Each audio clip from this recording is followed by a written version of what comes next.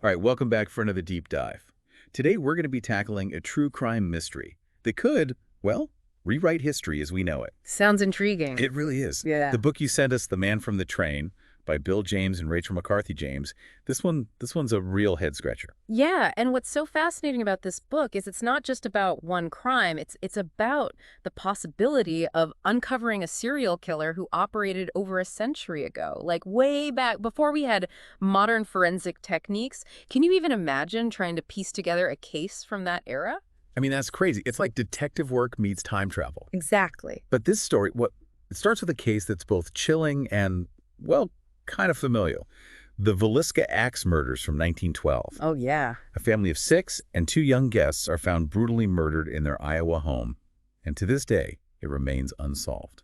It's a case that really captured the public's imagination, and it became kind of an obsession for the author, Bill James. Right, and you might be surprised to learn that James isn't just a crime writer. He's actually a renowned baseball statistician. Yeah, and it's that analytical background that makes his approach to this mystery so unique, so intriguing. That's not a connection you would typically make. Baseball and true crime. Not really, no. So how did James's background in statistics influence his approach to this investigation? Well, he didn't just focus on the Villisca murders in isolation. He started looking for patterns, connections between this case and other unsolved crimes from around the same time period. It's like he was applying the same principles he used to analyze baseball stats, but to the world of true crime. So he wasn't just looking at the individual players, so to speak. Exactly. He was looking at the whole game. It really is. And as he dug deeper into, newspaper archives and historical records, he started to see these eerie echoes emerge. He discovered a bunch of other unsolved family murders, all committed with an axe, all with these disturbingly similar details, and they span from the late 1800s to the early 1900s.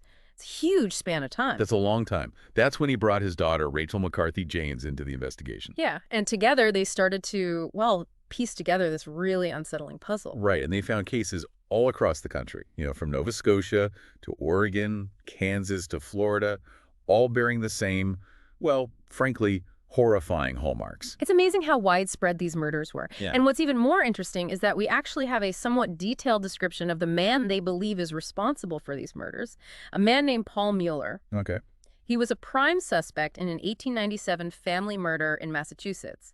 But, and this is the crazy part, he vanished before he could be apprehended. Just disappeared. A potential serial killer literally disappearing into thin air. It's almost like something out of a movie. So they actually have a face to put to this pattern of murders. They do, which is pretty unusual for cases this old, right? Yeah. And those descriptions from witnesses, they allowed the Jameses to compare Mueller's features to accounts given in other cases, which adds another layer to their investigation. Yeah. Okay, so let's talk about Mueller. What do we actually know about him?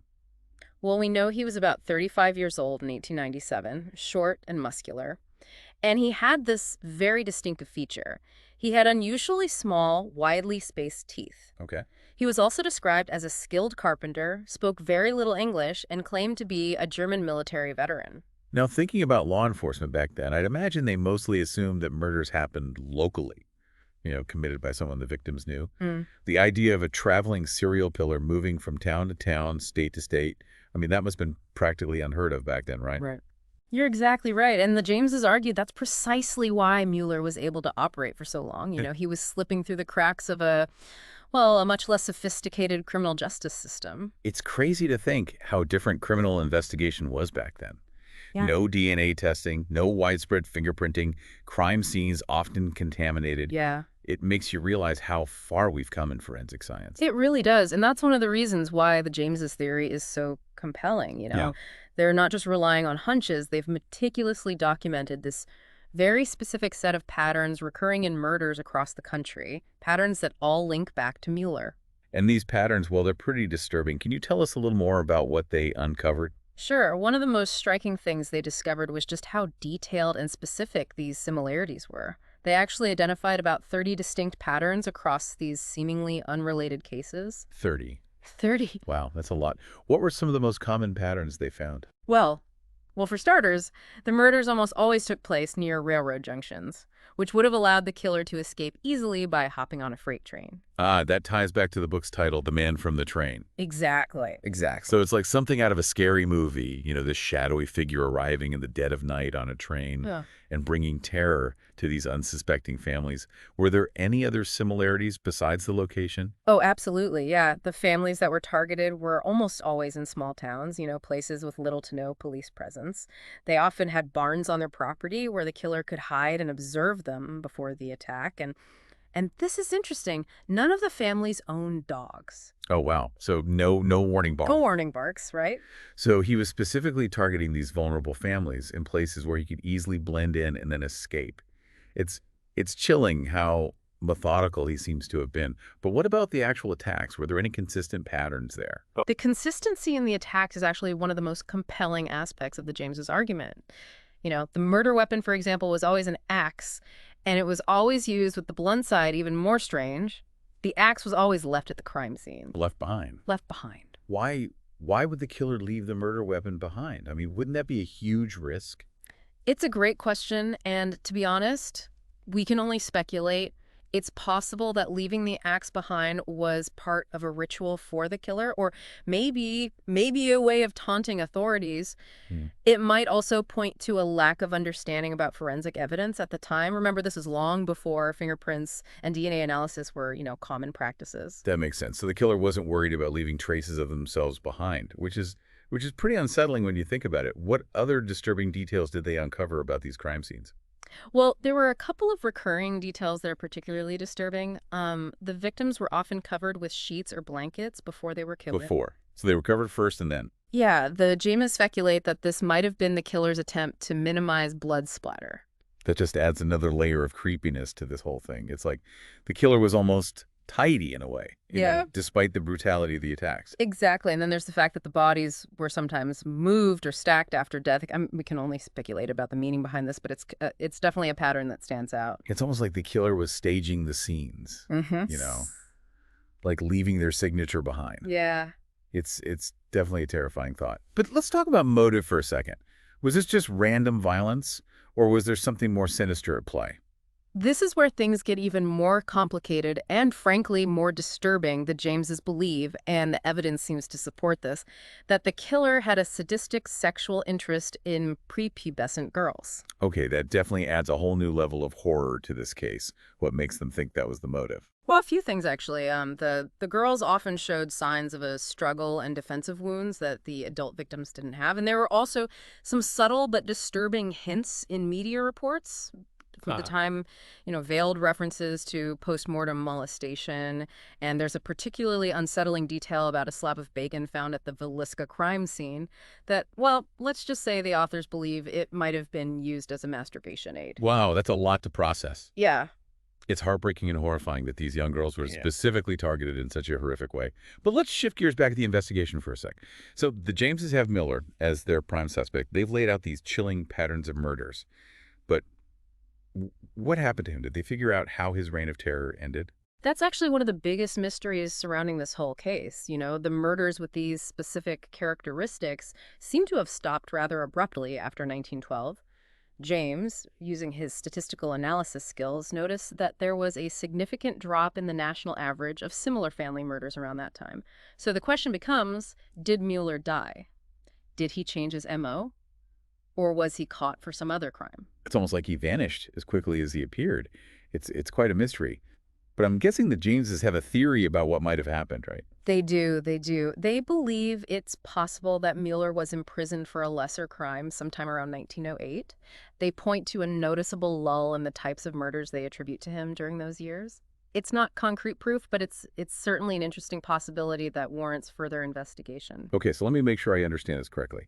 We're talking about potentially dozens of murders, maybe even over 100 victims, all committed by this one man. That's just unbelievable. That's what the Jameses believe, and they make a pretty compelling case. They've identified 14 murders with 59 victims that they are certain Mueller committed, and another 25 murders with 94 victims where they believe his involvement is highly likely. If this is true, we're talking about one of the most prolific serial killers in American history, possibly even surpassing the confirmed victims of Samuel Little. This is truly mind-blowing. How could someone commit So many horrific crimes and seemingly get away with it for so long. It really is a haunting question that lingers long after you finish the book, and it gets even more interesting because the Jameses suggest that Mueller might actually be responsible for one of the most notorious unsolved crimes in German history, Right. the Hinterkaifeck murders of 1922. Wait, Germany? Yeah. So he might have left the U.S. and continued killing in Europe. That's terrifying. I What bet. makes him think he could have been involved in a case that far away? Well, the Hinterkaifeck case, which remains unsolved to this day, bears some striking similarities to the U.S. murders. You know, a whole family was killed in an isolated farmhouse, their bodies were moved, a young girl was among the victims, and a blunt farm tool was used as the weapon. It's like a blueprint of Mueller's M.O. Yeah, pretty much. So are they suggesting that he might have actually fled the U.S. and continued his crimes in Germany? But why would he leave the U.S. in the first place? Was he running from something? It's possible. You see, the Jameses speculate that the increased media attention surrounding the family murders in the U.S., especially after some high-profile cases in Colorado and Kansas in 1911, might have made Mueller feel the heat. Right. Remember, this was a time when people were starting to, connect the dots, realizing that a single killer might be behind all these seemingly isolated incidents. Maybe Mueller decided to go back to his roots, so to speak, returning to Germany, where he might blend in more easily. That's a chilling thought. This ghost from the past, reappearing across the ocean to continue his reign of terror. But hold on a second. You mentioned earlier that the book received mixed reviews. What were some of the criticisms? Yeah, that's right.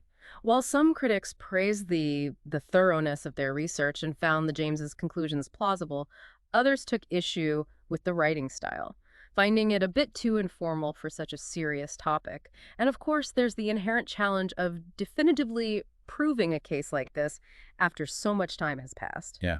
I mean, we're talking about events from over a century ago. Evidence is going to be scarce. Witnesses are long gone. Memories fade. Proving something like this beyond a reasonable doubt would be incredibly difficult. Exactly. But even with those limitations, the Jameses have managed to assemble a truly compelling argument. They've brought these forgotten crimes back into the light, forcing us to confront the possibility that a serial killer of this magnitude could have operated for so long undetected. It really makes you think, what else might be hidden in the annals of history? Are there other men from the train out there, their crimes just lost to time? That's a fascinating and slightly unsettling question to ponder, and it speaks to the limitations of historical investigation, right? We can only work with the evidence we have, and sometimes that evidence is fragmentary and incomplete. So for our listener who provided us with this source material, what are the key takeaways here? Why should we care about a potential serial killer from over 100 years ago? That's a great question. I think there are a few key things to consider. First, this case reminds us that the past is never truly past. The echoes of these crimes, the lives lost, the families shattered, continue to resonate even today. It's a sobering reminder that evil can lurk in unexpected places, and that sometimes the most monstrous acts can go unnoticed for far too long. It's a reminder that we should never become complacent, that we always need to be vigilant and aware of the darkness that can exist in our world, even in seemingly peaceful times. Absolutely. Secondly, I think this deep dive highlights the importance of critical thinking and questioning assumptions. For decades, these murders were treated as isolated incidents. It took someone like Bill James, with his outsider perspective and analytical approach, to see the bigger picture. It's amazing how a fresh perspective can completely change our understanding of something. And in this case, that fresh perspective opens up a whole new chapter in American criminal history. Exactly. And finally, I think this case forces us to grapple with the reality that our understanding of history is always evolving. New evidence emerges, new interpretations are offered, and sometimes the stories we thought we knew turn out to be much more complex than we ever imagined. History isn't a static set of facts. It's an ongoing dialogue between the past and the present. That's a great point. We're always learning, always reinterpreting, always piecing together the puzzle of the past. And sometimes, like in this case, those pieces lead us to some truly unsettling discoveries. So, to our listener who's fascinated by this case, we encourage you to check out The Man from the Train for a deeper dive into this complex and unsettling mystery. And as you explore this case further, consider this. If Mueller was indeed responsible for all these crimes, how did he manage to evade capture for so long? What does that say about the limitations of law enforcement and the understanding of criminal behavior at the time? It's a question that lingers long after you finish the book. A reminder that even in the darkest corners of history, there are still mysteries to be solved, Lessons to be learned and stories waiting to be told.